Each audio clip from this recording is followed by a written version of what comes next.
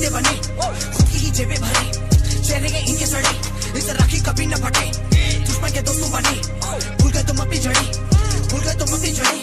जब सो देखा तो सच का ये नकली है, घर में राशन की कड़की है, सबकी आपस में भड़की है, जीतने वाली एक लड़की है, सारा तुम्हें लगता ये असली है, स्पॉन्सर की तो चलती है, उनकी तस्वीरें चिपकी है।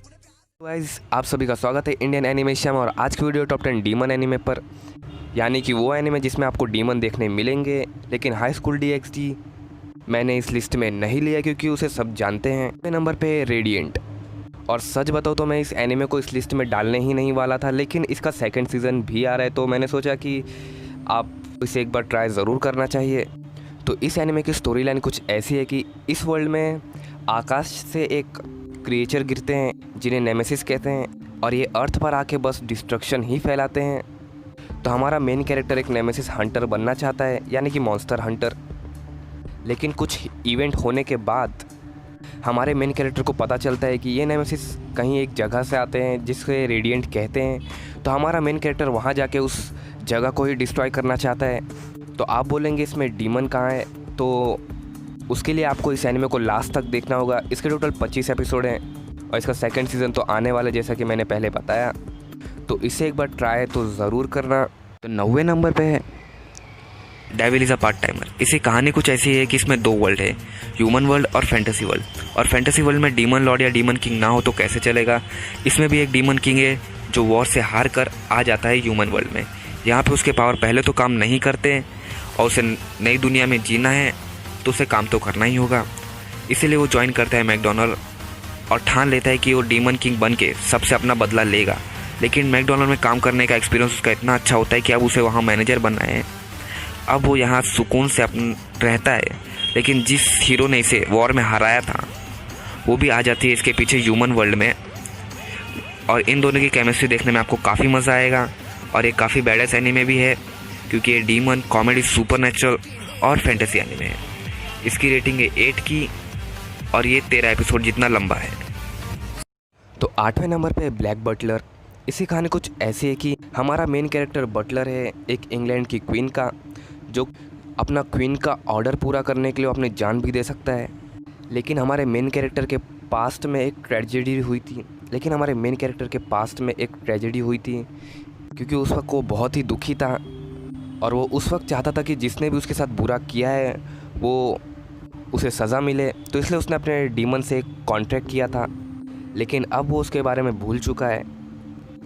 तो इसके बाद क्या होगा ये आप एनीमे में देख लेना।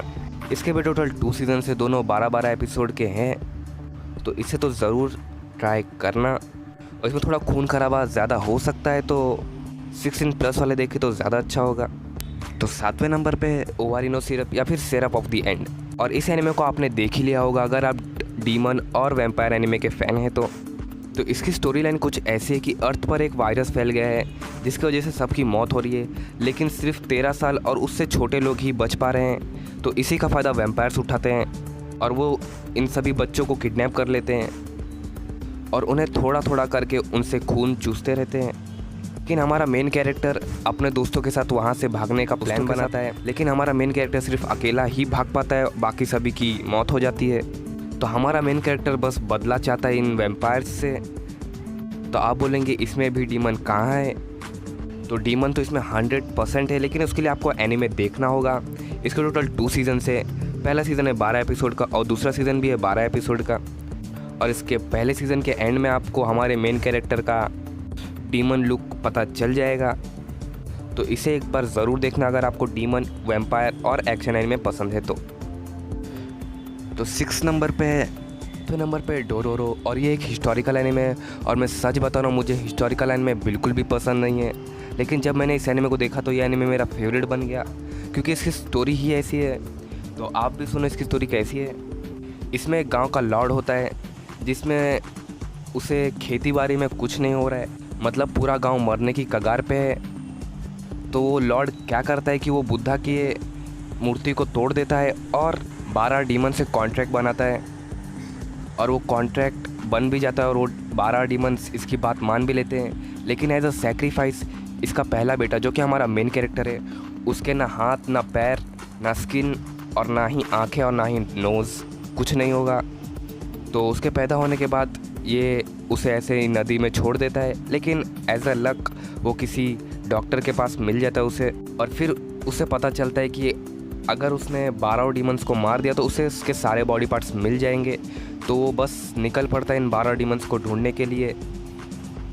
लेकिन एक बात पहले ही बता दूं कि 16+ वाले लोग ही इस एनिमे को देखना, क्योंकि इसमें कुछ सीन्स ऐसे हैं जो कि 16 से कम वाले लोग के लिए बिल्कुल सही नहीं है। इसे तो आप सबसे पहले देखना और पक्का देखना अगर आपको डीमन एनिमे पसंद है, और अगर नहीं पसंद है फिर भी ज़रूर देखना इस एनिमे को, क्योंकि ये एनिमे एक रीमेक है एक ओल्ड एनिमे का। तो ओल्ड वाला एनिमे मत देखना, उसका नाम भी डोरोरो ही है। अभी वाला देखना, न्यू वाला। इसके शायद से 25 एपिसोड होंगे, मैं भूल गया, पता नहीं कितने एपिसोड थे, लेकिन 25 ही है मेरे ख्याल से। तो 5वें नंबर पे डी ग्रे मैन, और मैं सच में बता रहा हूँ कि ये बहुत ही ऑसम एनिमे है, और ज़ीरो टू हीरो एनिमे में अगर मैं कभी भी बनाऊँगा उसके ऊपर तो ये टॉप 3 में तो ज़रूर होगा। और इसकी स्टोरी मैं एक्सप्लेन नहीं करने वाला, क्योंकि मैं थोड़ा सा भी इस एनिमे को स्पॉइल नहीं करना चाहता। बस इसे जाओ और देखो। 103 एपिसोड है, लेकिन फिर भी देखना, क्योंकि पहले तो हमारे मेन कैरेक्टर के पास पावर नहीं होती, लेकिन जब उसके पास पावर आती है तो क्या करता है ये आप एनिमे में देख लेना। और इसमें हमारे मेन कैरेक्टर का नाम ही इतना कूल है, एलन वॉकर। तो सोचो उसकी पावर कितनी कूल होगी और ये कितना कूल होगा। कम एक बार तो देखना ही चाहिए। इसके टोटल 2 सीज़न है। पहला सीज़न है 103 एपिसोड का, और दूसरे सीज़न में सिर्फ 12 एपिसोड है। नंबर पे ब्लैक क्लोवर, और मुझे नहीं लगता कि इस एनिमे के बारे में मुझे किसी को बताने की ज़रूरत है, क्योंकि यूट्यूब पर हिंदी में इसके बहुत सारे रिव्यू हैं, क्योंकि ये एनिमे अभी वर्ल्ड फेमस है। और स्टार्टिंग में तो लोग इसे कह रहे थे कि ये नारुतो की कॉपी है, लेकिन अब सबको पता चल गया है कि इसमें भी एक खुद की यूनिकनेस है।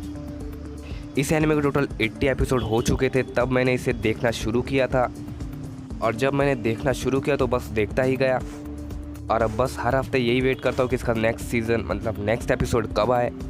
तो इसकी स्टोरी लाइन कुछ ऐसी है कि इसमें एक मैजिकल वर्ल्ड है जहाँ पर सब कुछ मैजिक से ही होता है।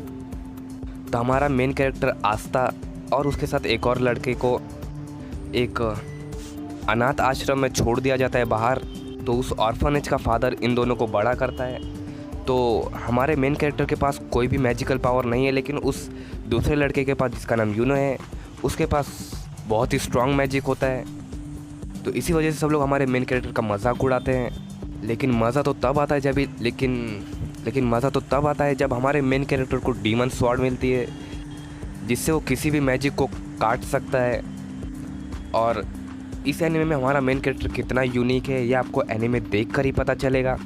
और हमारा मेन कैरेक्टर का सपना है विज़ार्ड किंग बनने का, लेकिन उसके साथ जो दूसरा लड़का है उसका सपना भी वही है। तो इन दोनों में से कौन बनेगा विज़ार्ड किंग ये आपको एनिमे देखना पड़ेगा। बस इसे एक बार देखना ज़रूर। इसके एक्शन सीन्स तो लाजवाब है। इसके टोटल अभी तक 100 एपिसोड हो चुके हैं, और अगर आप देखना स्टार्ट करेंगे तो बस देखते ही रह जाएंगे। मुझे पता है कम से कम आप 2 या 3 दिन में इस एनिमे को ख़त्म कर देंगे, मैं तो कहता हूँ। तो इसे भी आप लोग एक बार ज़रूर ट्राई करना अगर नहीं किया होगा तो अभी तक। तीसरे नंबर पे ब्लू एग्जॉर्सिस्ट, और इसकी कहानी कुछ ऐसी है कि इसमें हमारा main character demon Lord Saturn का बेटा है, लेकिन इसे एक चर्च में एक फादर ने पाला है। लेकिन हमारा मेन कैरेक्टर तो डीमन किंग का बेटा है, तो इससे सभी लोग डरते रहते, इससे नफरत करते होते हैं। लेकिन हमारे मेन कैरेक्टर को तो अच्छाई का साथ ही देना है। और मुझे इसकी पावर सबसे ज़्यादा ऑसम लगती है, क्योंकि इसके जब डीमन फॉर्म लेता है तब इसके हाथों से और पूरे बॉडी से ब्लू फ्लेम निकलते हैं, जो कि बहुत ही कूल लगता है। इसके टोटल 2 सीजन्स हैं, दोनों में 12-12 एपिसोड हैं। तो अगर आपको नारुतो जैसे एनिमे पसंद आते हैं तो आपको इस एनिमे को एक बार ज़रूर ट्राई करना चाहिए, क्योंकि ये भी आपको बहुत पसंद आएगा अगर आपको नारुतो पसंद आया था तो इसे भी एक बार ज़रूर ट्राई करना। दूसरे नंबर पे है फायर फोर्स, और ये एनिमे 2019 का बेस्ट एनिमे है। इसमें जो कहानी वो थोड़ी फ्यूचर की कहानी है। ये बेसिकली एक फायर ब्रिगेड की कहानी है, लेकिन अब इसमें कोई आग एक्सीडेंट की वजह से नहीं बल्कि डीमंस की वजह से आग लगते हैं। और इसमें कुछ लोग तो ऐसे भी हैं जो कि नॉर्मल इंसान को ऐसे फायर वाले क्रिएचर में या फिर डीमन में तब्दील कर देते हैं। तो इन्हीं में से हमारा एक मेन कैरेक्टर है, इसे एक नॉर्मल इंसान से एक डीमन में तब्दील कर दिया गया है, लेकिन वो हम अच्छाई का साथ देना चाहता है, इसलिए वो भी एक फायर ब्रिगेड टीम को ज्वाइन कर लेता है और ये एनिमे अभी तक ऑन गोइंग है। तो इसे आप देखना तो एक बार ज़रूर स्टार्ट करना, और मैं लिख के दे सकता हूँ ये आपका दिल जीत लेगा ये एनिमे। इसकी स्टोरी इतनी खास नहीं लगती, लेकिन इसमें एक्शन सीन्स जो है ना भाई, और इसमें हमारा मेन कैरेक्टर जब लड़ता है तब उसका आंखों में जो रेड लाइट होती है वो इतनी चमकती है कि इतने कूल लगती है वो कि, और इसका ओपनिंग सॉन्ग्स तो बहुत ही ज़्यादा औसम है। तो इसे आप एक बार ज़रूर ट्राई करना। अभी तक इसके 12 या 13 एपिसोड नहीं 11 एपिसोड तक इसके हो चुके हैं और अभी भी ये ऑन गोइंग है, तो इसे आप देखना शुरू कर दीजिए। नंबर पे डीमन स्लेयर, और मैं इस एनिमे को 2019 का नंबर 1 एनिमे भी कह दूँ तो किसी को इससे प्रॉब्लम नहीं होगी। और मैं सच बताऊँ तो इस एनिमे से मैं कुछ ज़्यादा कुछ एक्सपेक्ट ही नहीं कर रहा था, लेकिन जैसे जैसे इसकी स्टोरी आगे बढ़ती जा रही है वैसे ही इसमें यूनिकनेस आती जा रही है और ये अनएक्सपेक्टेड चीज़ करता ही जा रहा है। तो इसकी कहानी कुछ ऐसी है कि इसमें हमारा मेन कैरेक्टर फैमिली का सबसे बड़ा बेटा है, तो पूरे फैमिली की जिम्मेदारी इसके ऊपर है, इसकी मॉम और इसके भाई बहन। तो ये कोयले बेचता है, तो एक दिन ये कोयले बेच के अपने घर वापस आया होता है तो देखता है कि इसके सभी भाई बहन और मॉम सब मर चुके हैं। और फिर थोड़ी ध्यान से देखने के बाद इसे पता चलता है कि इसकी एक बहन जिंदा है, तो वो बस वो अपनी बहन को डॉक्टर के पास ले ही जा रहा होता है। तब उसे पता चलता है कि उसकी बहन एक डीमन में तब्दील हो चुकी है। स्टार्टिंग में तो इसकी बहन इसे मारने की कोशिश करती है, लेकिन फिर बाद में वो इसे बचाती है, तो उसे याद आ जाता है कि ये इसका भाई है। तो इसमें हमारे मेन कैरेक्टर को अपनी बहन को किसी भी कीमत पे ठीक करना है, इसलिए वो डीमन स्लेयर बन जाता है। नहीं बन जाता उसके लिए उसे बहुत ट्रेनिंग भी करनी पड़ती है, और इन दोनों की केमिस्ट्री भी बहुत अच्छी है। तो फिर ये दोनों अपने एडवेंचर पे निकल पड़ते हैं उस डीमन को ढूंढने के लिए जिस डीमन ने इसकी फैमिली को मारा है और इसकी बहन को डीमन में तब्दील किया है। और इसे देखने में आपको बहुत ही ज़्यादा मज़ा आएगा, और मैं भी इसे देख ही रहा हूँ ऑन गोइंग एनिमे को। तो आप भी ज़रूर ट्राई करना एक बार अगर आपको पसंद है, क्योंकि पहले नंबर पे तो कोई ऐसा वैसा एनिमे तो मैंने रखा नहीं होगा अगर पहले नंबर पे रखा है तो ट्राई तो एक बार ज़रूर करना इसे। तो आज के लिए बस इतना ही। सी यू इन नेक्स्ट वीडियो।